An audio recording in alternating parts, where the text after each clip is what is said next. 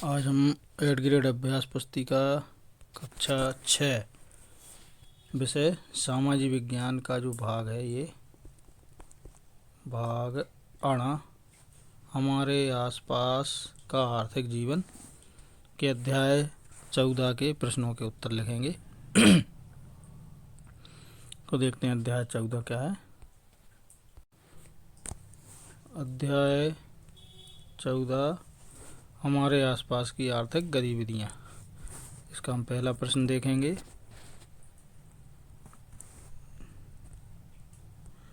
ये देखिए बहुविकल्पीय प्रश्न है। इसमें पहला प्रश्न ये है निम्न में से कौन सा मानव निर्मित संसाधन है। तो इसका उत्तर है सी, सड़क। सी वाले पर टिक कर लें। प्रश्न दूसरा है मछली पालन किस क्षेत्र की गतिविधि है। तो इसका भी सी सही है, प्राथमिक क्षेत्र। अगला देखेंगे, ये तीसरा प्रश्न है द्वितीय क्षेत्रक की गतिविधि नहीं है। इसका उत्तर है सी, वानिकी। प्रश्न चौथा है प्राकृतिक संसाधन का उदाहरण है। तो ये वाले टिक कर लें, लोहा। पांचवा है तृतीयक क्षेत्र की गतिविधि है। तो इसका उत्तर है डी, कृषि। डी वाले विकल्प पर सही लिखा ले। प्रश्न छठवा एक ऐसा स्थान जहाँ दूध को एकत्रित तथा भंडारण किया जाता है। तो इसका उत्तर है बी, डेयरी। सातवां है संचार किस क्षेत्र की गतिविधि है। इसका उत्तर है सी, तृतीयक। आठवां है कपास से तैयार किए जाते हैं सूती वस्त्र। सी पे टिक कर लें। नवा है परिवहन का माध्यम नहीं है। D, calculator. डी पर टिक कर लें। 10वां है तिलहन फसल नहीं है। तो डी, मटर। डी वाले पर टिक कर लें। अब हम रिक्त स्थानों की पूर्ति करेंगे। तो ये देखिए ब्रैकेट में ये रिक्त स्थान दिए हुए हैं, ये इनका उपयोग करना में जैसे भोजन पकाने, 70% परिवहन, गोदाम, अनवीकरणीय, शहद पुनःचक्रण, तृतीयक, प्राकृतिक, 1946।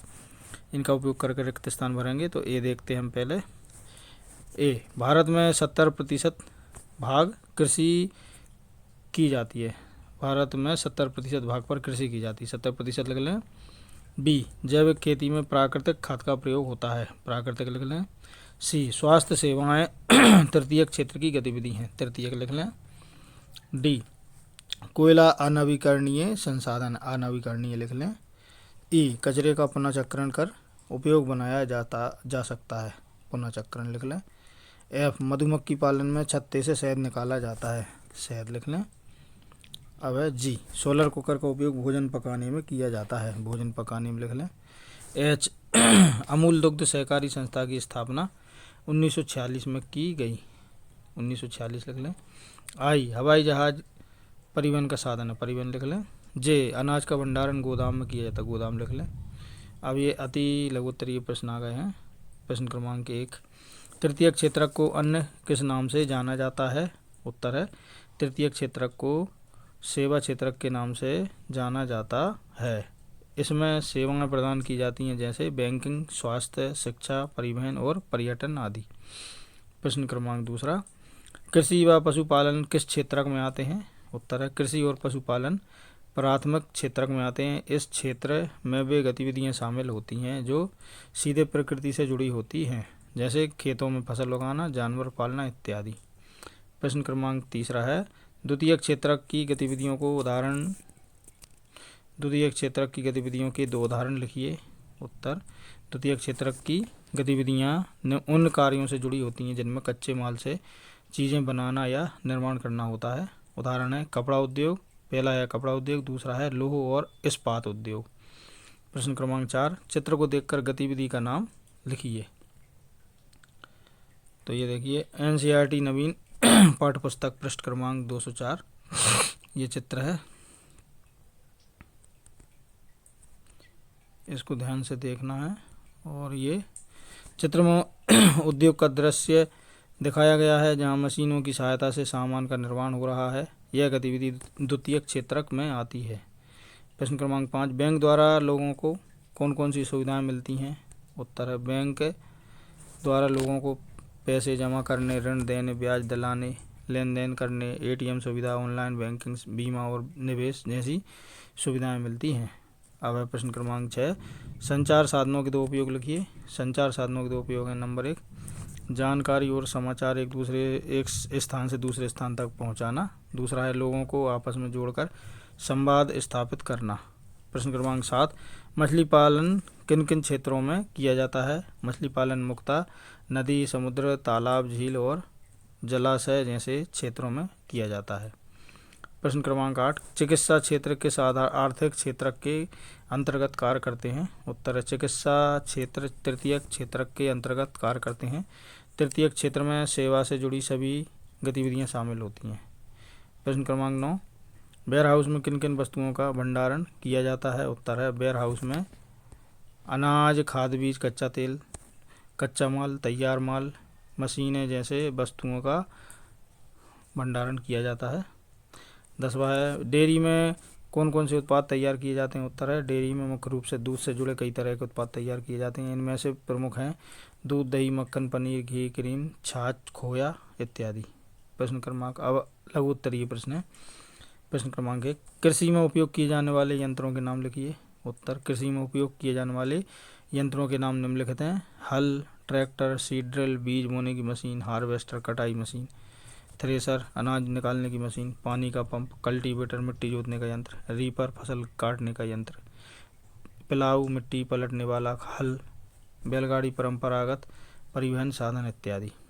प्रश्न क्रमांक दूसरा है आर्थिक क्षेत्र की दो विशेषताएं लिखिए। आर्थिक क्षेत्र की दो विशेषताएं निम्नलिखित हैं। नंबर 1, उत्पादन और सेवाओं से संबंधित होता है जैसे कृषि, उद्योग, व्यापार आदि।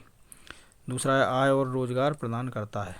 प्रश्न क्रमांक 3 है सौर ऊर्जा का उपयोग कर ऊर्जा संरक्षण किस प्रकार किया जा सकता है? उत्तर है सौर ऊर्जा का उपयोग कर ऊर्जा संरक्षण निम्नलिखित प्रकार से किया जा सकता है। नंबर 1, सोलर पैनल लगाकर हम सूरज की रोशनी से बिजली बना सकते हैं जिससे कोयला, तेल जैसी सीमित ऊर्जा का उपयोग कम हो जाता है। दूसरा है सोलर कुकर और सोलर हीटर का उपयोग करके हम गैस और बिजली की बचत कर सकते हैं। प्रश्न क्रमांक 4, लघु उद्योग और कुटीर उद्योग में क्या अंतर है? उत्तर है लघु उद्योग जब कोई उद्योग छोटे स्तर पर मशीनों और कुछ मजदूरों की मदद से किया जाता है तो उसे लघु उद्योग कहते हैं, जैसे साबुन बनाना, खिलौने बनाना इत्यादि। कुटीर उद्योग, जब कोई उद्योग घर में ही परिवार के सदस्य मिलकर साधारण औजारों से करते हैं उसे कुटीर उद्योग कहते हैं, जैसे हाथ से बनी चादरें, बुनाई, कढ़ाई, मिट्टी के बर्तन बनाना इत्यादि। प्रश्न क्रमांक 5 है द्वितीयक क्षेत्रक उत्पादन के लिए किस प्रकार प्राथमिक क्षेत्रक पर निर्भर है? द्वितीयक क्षेत्रक उद्योग और निर्माण क्षेत्र होता है जो वस्तुओं को बनाता है जैसे कपड़े, चीनी, फर्नीचर इत्यादि। द्वितीयक क्षेत्रक को उत्पादन वस्तु बनाने के लिए कच्चा माल प्राथमिक क्षेत्र से मिलता है। उदाहरण कपड़ा उद्योग के लिए कपास खेती प्राथमिक क्षेत्रक से आती है। चीनी मिल के लिए गन्ना प्राथमिक क्षेत्रक खेती से आता है। इसलिए द्वितीयक क्षेत्रक प्राथमिक क्षेत्रक पर पूरी तरह निर्भर रहता है। अगर प्राथमिक क्षेत्रक वस्तु न दें तो द्वितीयक क्षेत्रक का काम रुक जाएगा। प्रश्न क्रमांक 6, सेवा क्षेत्रक की गतिविधियां देश की प्रगति में क्या सहयोग करती हैं? उत्तर है सेवा क्षेत्रक में ऐसे काम आते हैं जो ना तो वस्तु उगाते हैं और ना ही वस्तु बनाते हैं बल्कि दूसरों की मदद करने वाली सेवाएं देते हैं, जैसे बैंक, अस्पताल, स्कूल, ट्रांसपोर्ट, दुकानें इत्यादि। यह क्षेत्रक देश की प्रगति में निम्नलिखित प्रकार से सहयोग करता है। नंबर 1, व्यापार और उद्योग की सहायता मिलती है। बैंक से लोन, ट्रक से माल ढुलाई और कंप्यूटर सेवाएं व्यापार को बढ़ाती हैं। दूसरा है लोगों का जीवन आसान होता है। अस्पताल, स्कूल, बैंक, इंटरनेट जैसी सेवाएं लोगों के जीवन स्तर को ऊंचा बनाती हैं। इस तरह सेवा क्षेत्र देश की आर्थिक प्रगति और लोगों की भलाई में बहुत सहयोग करता है।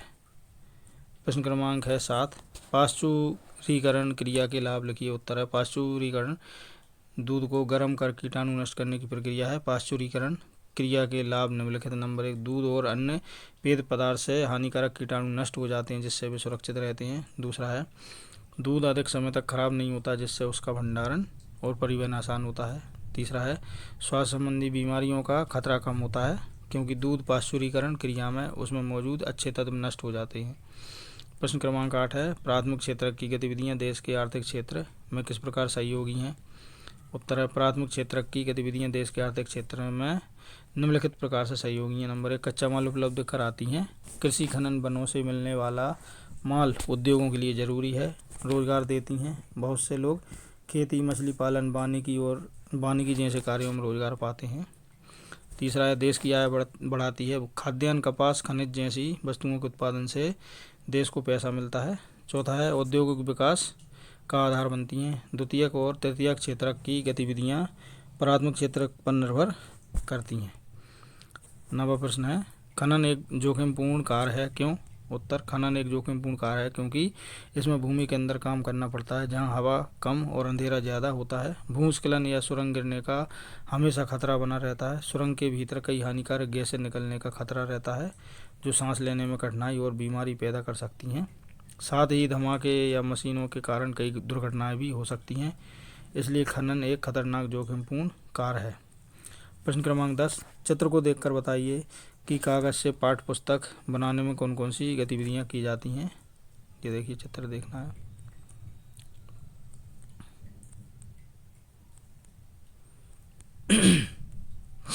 उत्तर है, यह चित्र लकड़ी से कागज बनाने और उसे उपयोगी उत्पादन में बदलने की प्रक्रिया के विभिन्न चरणों को दर्शाता है। इस प्रक्रिया में शामिल मुख्य गतिविधियां निम्नलिखित हैं। नंबर 1, लकड़ी काटना। नंबर 2, लकड़ी का संग्रहण और परिवहन करके इसे फैक्ट्री तक पहुंचाया जाता है। नंबर 3, फैक्ट्री में लकड़ी को प्रोसेस करके गूदा बनाया जाता है। नंबर 4, गूदे को मशीनों द्वारा कागज़ की शीट्स में बदला जाता है।